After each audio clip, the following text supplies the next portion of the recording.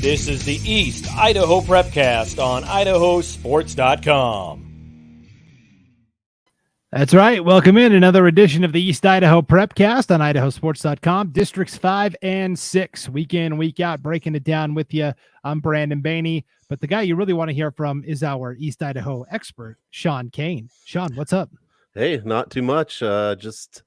Just trucking along on a Wednesday, you know. Got a little rain. It's not so hot. I think someone is drinking a pumpkin spice latte somewhere, you know.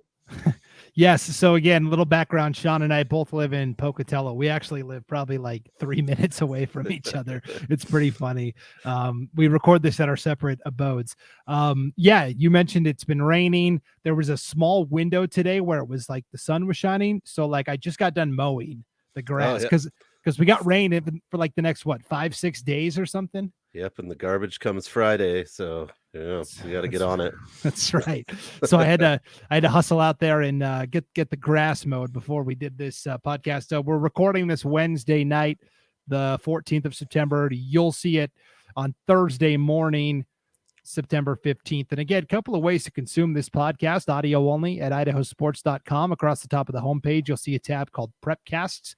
From there, there's a drop-down menu with all of our podcasts. You click on whichever one you want to listen to, and you can play it there. You can also download the podcast wherever you download your podcasts, Google, Spotify, Apple, etc.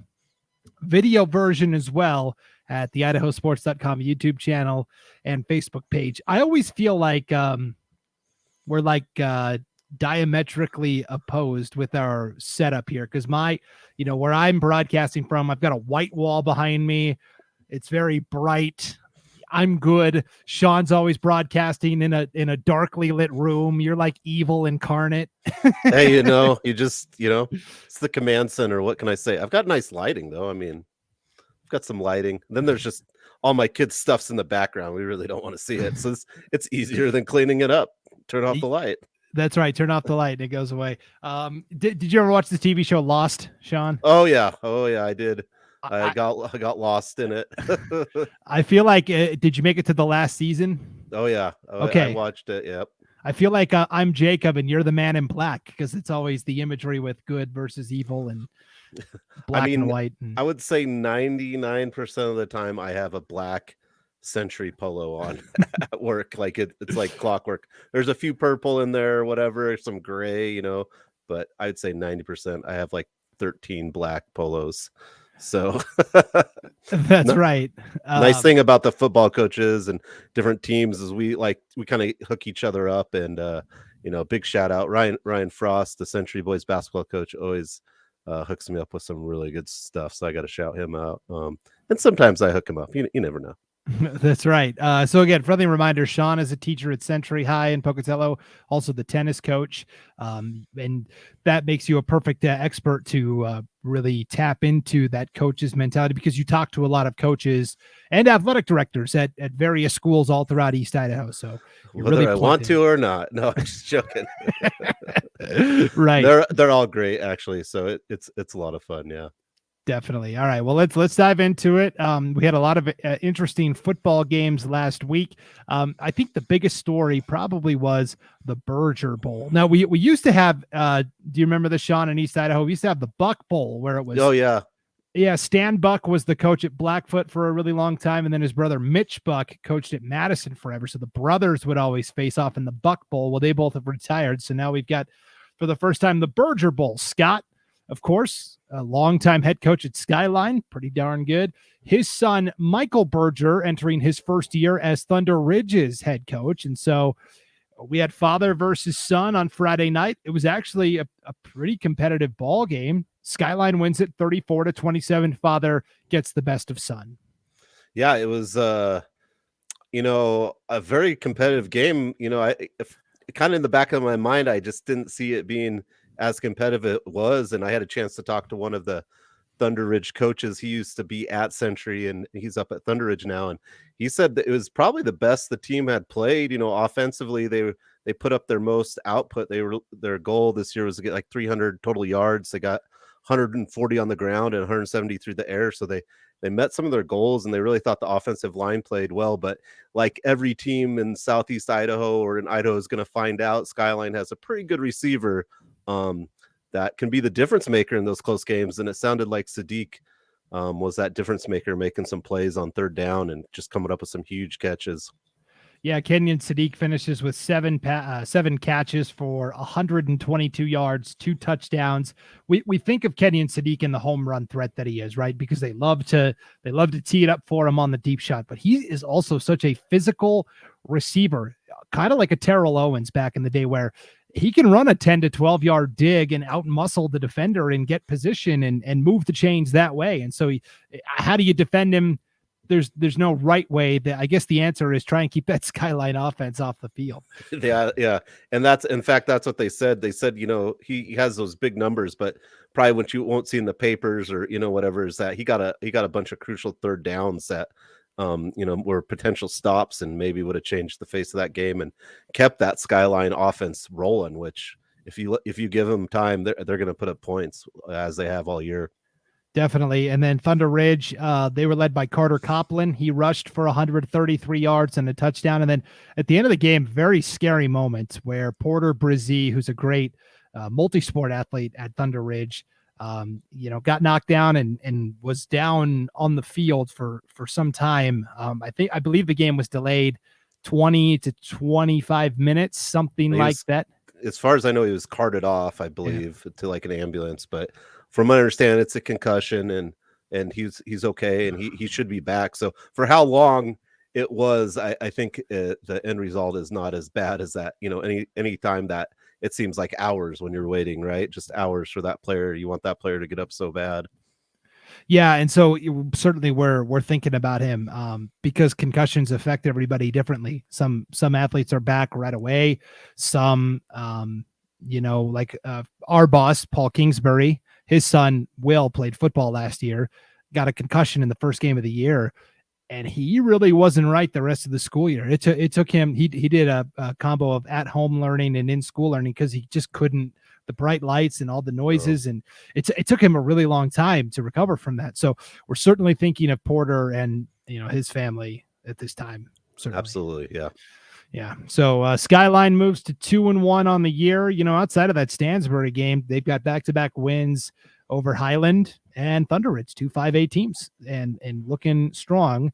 And they're going to be playing Blackfoot pretty soon. Blackfoot's the other team that's really kind of, off to a good start. They're 3-0, and right now Blackfoot is ranked higher. And not that the polls mean much, and I forgot to vote this week, so I can't comment too much on the media poll. But Blackfoot is ahead of Skyline now in those polls. Not that means a ton, but I think the Grizzlies are still the team to beat in the 4A ranks in the High Country Conference.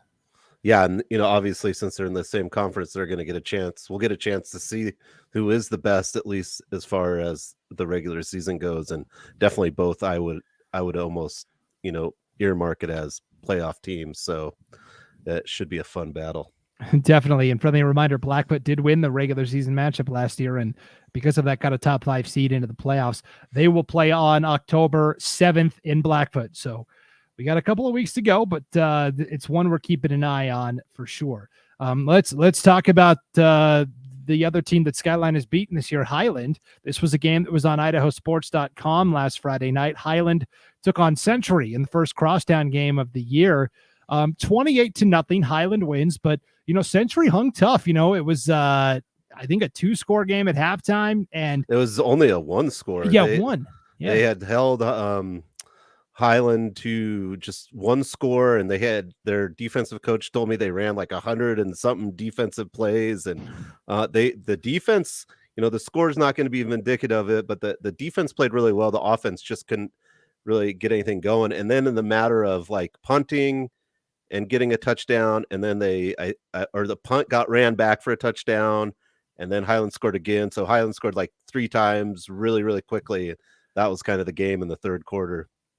Yeah, Kai Callan returned a punt for a touchdown. I did Highland's game at the Rocky Mountain Rumble, and he had a pick six. I mean, he's just a dynamic athlete when the ball is in his hands, and he's been having to play on offense a little bit, and that wasn't something they were necessarily expecting going into the season. But Jackson Riddle, who was going to be the lead running back, suffered a shoulder or collarbone. I can't remember now. I better find out because we're broadcasting their game on Friday. But he had an injury that has kept him out, and so they've had to have a couple of defensive players moonlight at running back, Kai Callan and Mason Fulmer in the early going. So yeah, it's good. And Drew Hymas had a really good game. He went 16 for 25, 147 yards and 2 TDs and 1 rushing.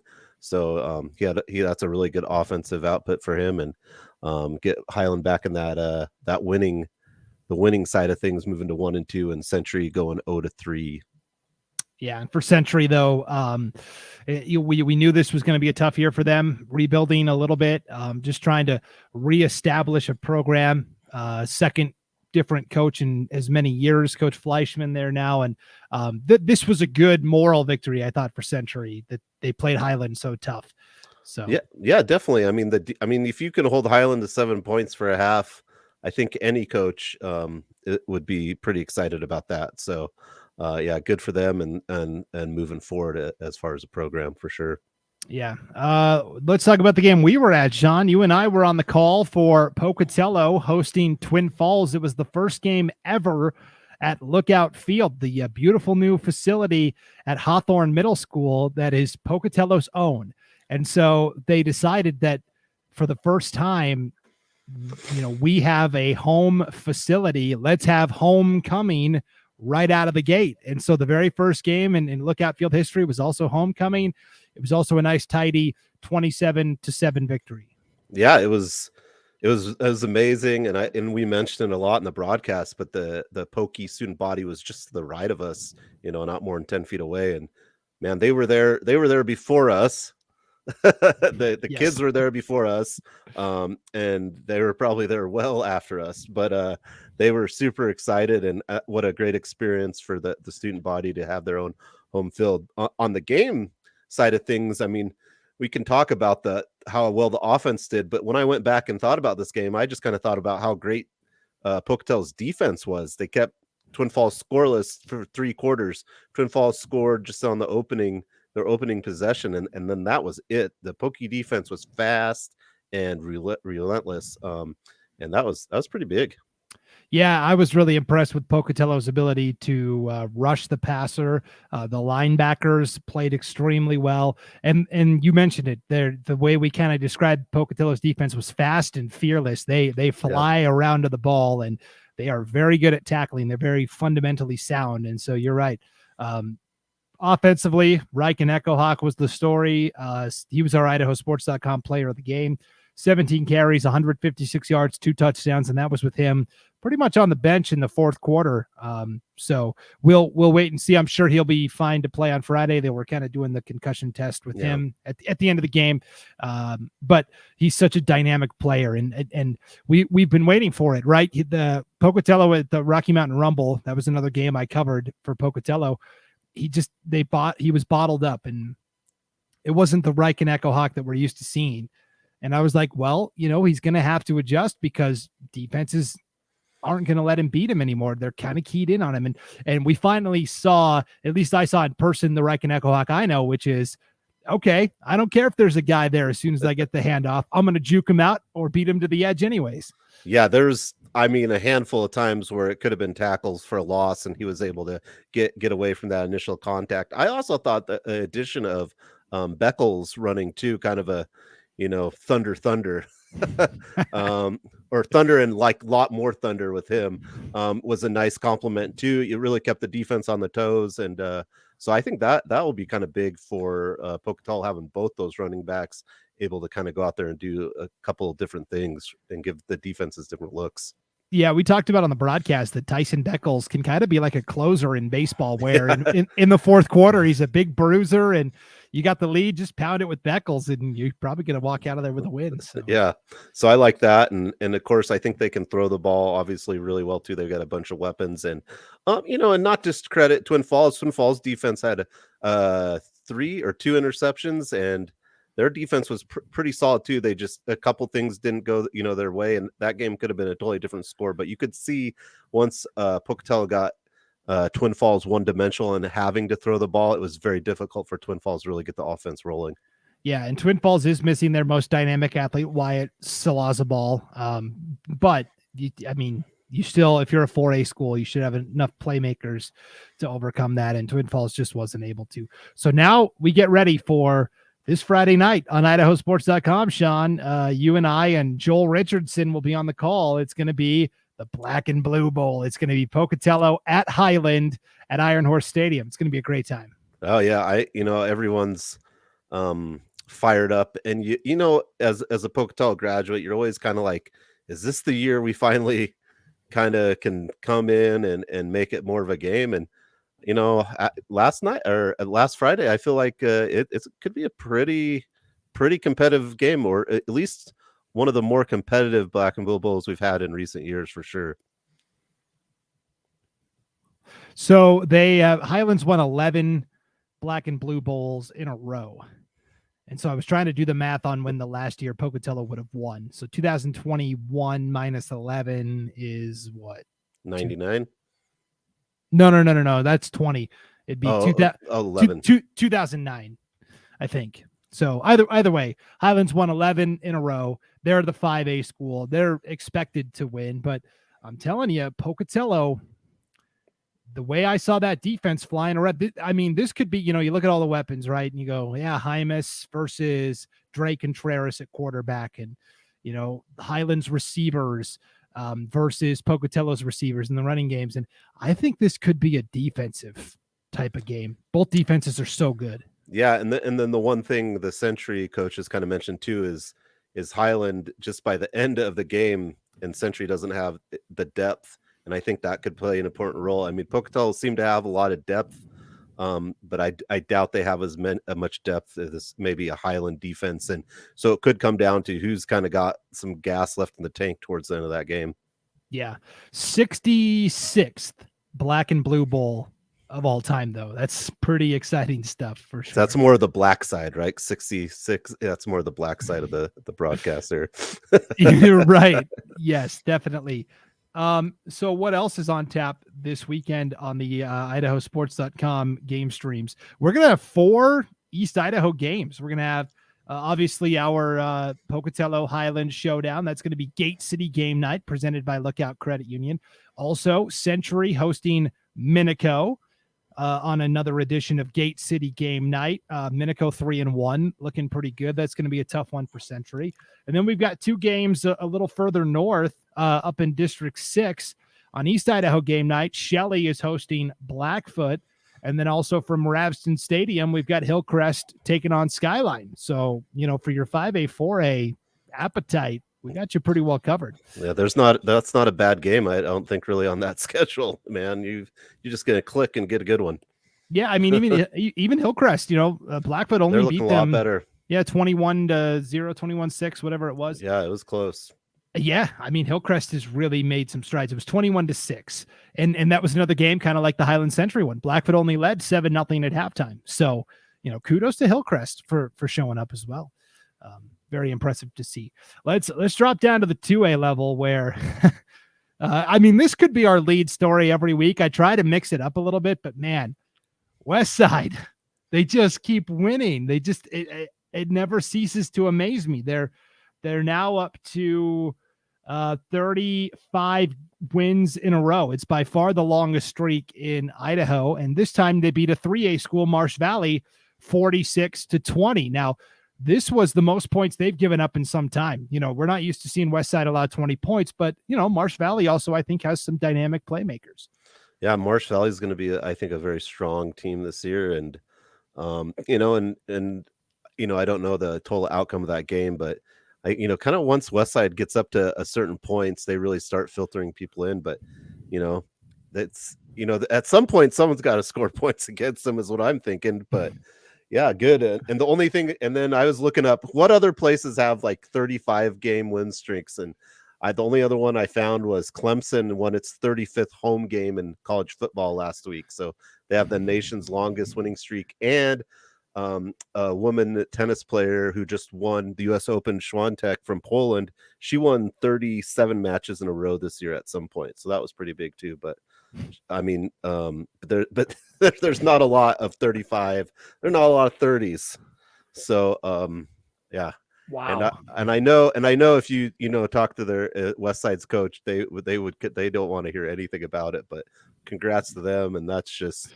It might be one of the biggest win streaks, in the Northwest that I could find. I couldn't really find anything that was bigger than that. So, yeah, and of course the record in Idaho is 54, set by Snake River back in.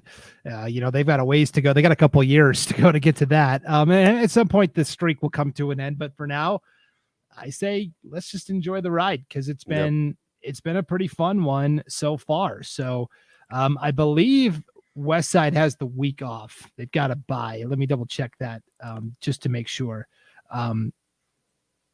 But it's really shaping up to be a showdown between Westside and Bear Lake. And yes, Westside has a bye this week, and then they will play at Bear Lake the following Friday, September 23rd. We'll talk about Bear Lake in just a second. Last thing on Marsh Valley, they're 0-3. They lost to Teton 2 weeks ago, 41-40, 42-41. It was a big shootout, and they lost at the end. Teton, very quietly, 3-0. I've been catching a lot of flack from Teton fans. Hey, how come you never talk about the Teton Timberwolves? They're 3-0, and they've got 3 pretty impressive wins. They beat Jackson Hole, Wyoming, which is like a 4A school. They're like Pocatello size, and so that is their new coach, David Joyce. Used to coach at Jackson Hole in Wyoming, took them to back-to-back Wyoming 4A that's right. championship game. So he beat his former school, Jackson Hole, pretty convincingly. And then they had the 1-point win over Marsh Valley, 41-40. And then they beat West Jefferson, a 2A school last week, 56-14. So Teton fans, yeah, your team is looking really good. Probably going to go to 4-0. They're going to play Salmon this Friday. American Falls on the 23rd. That's going to be a win. Really, they're going to go into this matchup with Snake River on Friday, September 30th. That's in 2 weeks. They're going to go into that matchup probably 5-0. Yeah, I would agree. And and I don't want to get too far ahead, but man, just that Sugar Salem game at the end of the season could end up be quite the matchup. End of the year. Look at this. Teton is 3-0. South Fremont is 4-0, and Sugar is 4-0. So nobody's lost yet. It's a gauntlet. It's a gauntlet there towards the end, isn't it? Yes, and so for Teton, good luck. I believe that league, so it's going to come down to the conference champ will automatically get in, and then I think it's all determined from Max Prep's rankings beyond that. With the caveat that there are certain bids that are allowed per district. So you get seeded based on Max Preps, but in terms of the actual bracket, it's all predetermined. And so if I look at the 3A bracket, how many teams get to go from District 6? Typically it is 2. But let me look here. This year it is going to be 2, but there are 3 at-large bids as well. So all 3 teams have a really good shot at making the playoffs. Yeah, those are teams that'll be at the end of the playoffs too, I think is what you'll come to find out. Yes, Sugar obviously has the history. South Fremont was a Final Four team 2 years ago, and for Teton, it's really exciting for the people up there in Driggs. So good on Teton, and I will do better at highlighting Teton. And again, I think they've got a real good chance to be 5-0 going into that game with Snake River. All right, back to the 2As. Westside wins. Bear Lake. And again, Bear Lake was in our preseason coaches poll, they were the favorite to win the Southeast Idaho Conference, not Westside. It was Bear Lake. And so because of that, when I've voted in the media poll, I've had Bear Lake in my top 5 all season long. And the Bears are basically a 2-point conversion away from a 3-0 start. They lost to North Fremont in the season opener, 24-22. They then shut out Lyman, which is a perennial power in Wyoming, 28-0. And then they beat Firth last week, a team that's been in the last 2A championship games. They beat Firth 21-14. This is a really good Bear Lake team. Yeah, this Bear Lake team, I think, comes back pretty loaded with players, too. Looking up their stats, they've got some great players. Their quarterback, Taysom Neal, comes back. He had an amazing game. for Bear Lake, 16 for 24, 212 yards and 3 TDs. And there's one other kid that I just can't think off the top of my head that he plays basketball too, and he's a really, really good player. And you're gonna know it. So they've got a ton. Let me give you some names. They've got Brady Shaw. Brady Shaw is who I was thinking of. Yeah, he does everything, man. He does. He's a great running back. They've got a really good wide receiver in Bryson Crane. He played a lot last year as a sophomore, and he plays basketball. They've got Tyler Beersford, who I feel like he's been there forever. Yes, I was just going to say that. I feel like he's been there for 7 years. And even Keaton Carlson, the Coach Carlson's son on the basketball team, he plays a really good linebacker on defense. So I mean, they've just got this group of tough-nosed athletes that are really good. And so that Bear Lake Westside game in 2 weeks is going to be must-see football. Oh yeah, that's going to be good. It's the last few years it's always been, can Bear Lake get over this hurdle of Westside? And you'd like to think with Westside graduating, a lot of those guys that would be the case, but man, you just can't put anything past the Westside team right now when it comes to football in Idaho. Yeah, it's been Parker Moser. Sorry, Tyson Moser's the coach. Yeah, his son is Parker. He's been the main running back. Easton Shirtliff has done a lot of good rushing as well. They still have Owen Nielsen at fullback. Eli Brown is the quarterback. He's Blaze Brown's little brother, and all these guys play defense too. And again, that defense is so impressive. So that's kind of what we're keeping an eye on this week in football. Bear Lake's got a very interesting non-conference game at Wendell. Wendell is 3-1, and they've got John Helmendaler coaching them. He's a really great coach. I remember he was the coach at Columbia before Wendell. And my first year in Pocatello calling games, Columbia came over and upset Century in the first round of the playoffs. Century was the top 5 team, and Columbia came and shocked them with the coaching of Coach Helmendaler. So anyways, long story short, Bear Lake's going to have a tough game coming up this Friday. Let's shift to volleyball now. Let's head into the gym. This past weekend was the annual Triple Threat Showcase, which it's kind of a co-event between, I think, Hillcrest and Thunder Ridge. They kind of help each other out with it, right? Yeah, and it was at Thunder this year, and I could be wrong, but it might be one of those that switches every year. Yeah, Idaho Falls has a couple of tournaments where one year it's at this school and the other year it's at the school. I could be wrong, but yeah, I got a message from Thunder Ridge's coach, and she said they had 18 teams come in, but 2 dropped out, and so they had all these great teams from around the area, a couple of Boise schools, Mountain View and Owyhee. And, Thunder Ridge ends up playing another Southeast Idaho team in the championship bracket, Rigby, and Thunder Ridge wins. So it was a really great weekend for Thunder Ridge ladies volleyball. And just that's a big win, in beating your conference opponent, which you'll probably see it maybe in a championship situation later on in districts. So yeah, just a lot of good teams. Wood River was there. And you also had like Firth and Ryrie and Snake River. And then of course the Idaho Falls schools, and Century was there as well. So, and Twin Falls, who is always usually a good 4A powerhouse of volleyball, was there as well. So really good tournament. They're really happy with how it went, and congrats to Thunder Ridge ladies. Yeah, so Thunder Ridge beats Rigby in the championship, and you go, wow, those 2 teams are going to be pretty good in their conference. But look at how loaded this conference is. The other 2 teams are no slouches either. Highland is 6-1. They just beat Rigby last night, 3-1. And let's not forget, Madison was a Final 3 team at state last year at the 5A ranks, and they're kind of the favorite in this whole league. So that league is going to be knock them down, drag them out. It's one of those leagues where winning the regular season is going to make a big difference, because I think how you get seated in that tournament, in that district tournament, could make or break you. You could, and then the other thing you see in volleyball a lot of times too is teams get hot, because if you win and then lose, you're playing more, and you might just be like, either it might go really well or it could go really bad really quick. I've seen that in volleyball where they get hot and just the team you didn't think was going to win takes it, and then I've seen teams that were supposed to win go like 2-0, and you can't even believe it. So I think that regular season will play such an important role for that district tournament. Definitely. I forgot about Madison. I don't know how I forgot about Madison. They're like the top volleyball team, one in 5A, and I'm like, and they're in the same conference. Yeah, where are all they getting all these volleyball kids? And Idaho Falls is always good. Like all those schools are always good in volleyball. So there's a lot of kids playing volleyball in that northeastern part of Idaho.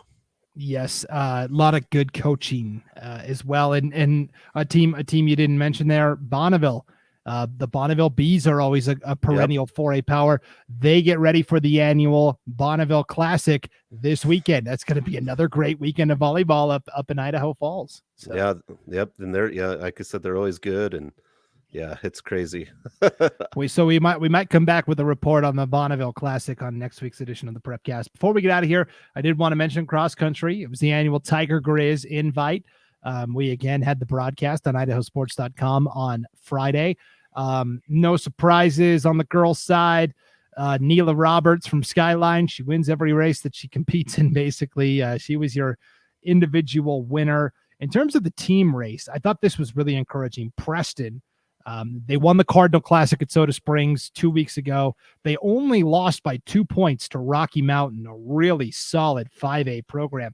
Rocky scored 71 in the team race for the girls, but Preston was right there at 73. I think Preston clearly the 4A champion favorite in girls cross country. Yeah, in fact, that's what I was going to talk about. That was the thing that popped out to me as most is not only how close they were to Rocky, but kind of how far Skyline was behind them. And Skyline's got some, obviously some great runners. So Preston just must have a really deep team, all running really well. And yeah, that's something to look out for as the season goes on, to beat your other classifications by that much. So yeah, and then Idaho Falls boys did a nice job coming in second in the boys category too, and again Pocatello was fourth. So some teams making some strides there in the cross country ways. Yeah, so if you look at the team race on the girls' side, Preston 2, Skyline 3, Thunder Ridge 4, Idaho Falls 5. Those are your East Idaho. And then on the boys' side, Idaho Falls took second, Skyline was third, Pocatello was fourth. Rocky Mountain ran away with it. They scored 30 points. That's like unheard of in cross country. It's so low. It's an absurdly low score. I talked to the individual champ. He was from Rocky Mountain afterwards. And, I said, what kind of goals have you guys set? And he goes, honestly, we want to win state, certainly, he said, but we want to qualify for nationals, and we want to go compete at nationals, and they've got a really good shot at that. So when you're Idaho Falls and you finish second with 64 points to Rocky Mountain's 30, you got to be feeling pretty good. And Idaho Falls, let's not forget, is the defending 5A boys champion. The only problem is they're not in 5A anymore. They dropped down to 4A. So, well, it's not a problem, I guess, because they don't have to race against Rocky Mountain, right? Well, it's a problem. It's a problem for everybody else. Oh yeah, 4A. definitely. Yeah, yeah. Well, yeah. If someone's happy, someone's not. But that's high school sports, right? You can't make everyone happy. But yeah, that's good. Idaho Falls boys cross country would have to be one of the favorites probably in for 4A period. Yes, I agree. And East Idaho always cleans house at cross country, it seems like, with the team titles. And I would be very surprised if that didn't happen again. North Fremont, the defending 2A champs on the boys' side, they had, they split up the heats. Basically, they ran 3A, 2A, 1A schools together, and then they had a separate heat of 5A, 4A. Everybody was competing against each other on the leaderboard, but because there were so many competitors, they had to split it into heats. And Corbin Johnston, a sophomore from North Fremont, won the smaller school heat, beat his bigger brother, Zach Johnston. So that was kind of a cool deal. There was a malfunction. As he crossed the finish line, all the runners are chipped, and that's how they get their times. Well, his chip, I don't know if it fell off. I don't know if it stopped working. He crossed the finish line, and the software didn't have it. So they had to go look at the film, look at the video, and confirm his time. And so it took a second, but congrats to Corbin Johnston from North Fremont. Congrats. Yeah, definitely. Yep, technology can't win them all. That's right. So we will have one more cross country broadcast coming up this year in a couple weeks. Thursday, October 6th, the Bob Conley Invite at the Portneuf Wellness Complex in Pocatello. Highland hosts that every year. It's a great event. So stay tuned for that. All right. Again, we got a lot of football on tap this week for you on IdahoSports.com. If you want to see what we're up to, just click the game streams tab on the homepage. And otherwise, Sean, I think it's going to be another great week of competition here in East Idaho. Yeah, I'm excited. It's getting time for all sports to kind of get into that conference play or rivalries. So it's really fun to kind of kind of see those conferences and those different matches come up in all the sports, soccer, golf, volleyball, all that. And before you know it, it'll be playoffs or district playoffs and all kinds of stuff. So it comes quick, and it's been moving. It's moving fast. Yeah, we're halfway through the soccer season, and yet because there are so many, 3 and 4 team conferences over here, like everybody's still 0-0 in conference play, or like 1-0 maybe, but we are like halfway through the soccer season, which is crazy to think about as well. So yeah. It's, I know. Yeah. Century played Preston in soccer, girls and boys, and they got it. They both boys and girls got a 1-0 win. So there's some conference wins there, but yeah, when you only get to play a couple of them, twice or whatever, because there's only 2 other teams. So yeah, and then Bonneville girls have been playing well in soccer. Blackfoot and Idaho Falls just tied last night on the boys' side 0-0. So I mean, there's lots of good soccer, and maybe we can break down soccer next week on the show as well. So, and again, if there's something you want us to talk about, like the Teton fans said, hey, where's the love for Teton? They left a comment on our Facebook page, but you could feel free to send me an email. My email is Brandon@IdahoSports.com. If there's a team you don't think like we're talking enough about, or a player or somebody you want to shine the spotlight on, let us know. I mean, that's how we know. I mean, we're only two guys, right? I can only there's so many great things going on. We'd love to hear about them. We're both on Twitter too. You can hit us up there or wherever, and yeah, we'd love to have those stories, but it's hard to catch them all. There's all the small schools and different places too that definitely everyone wants to give those schools more love when they can.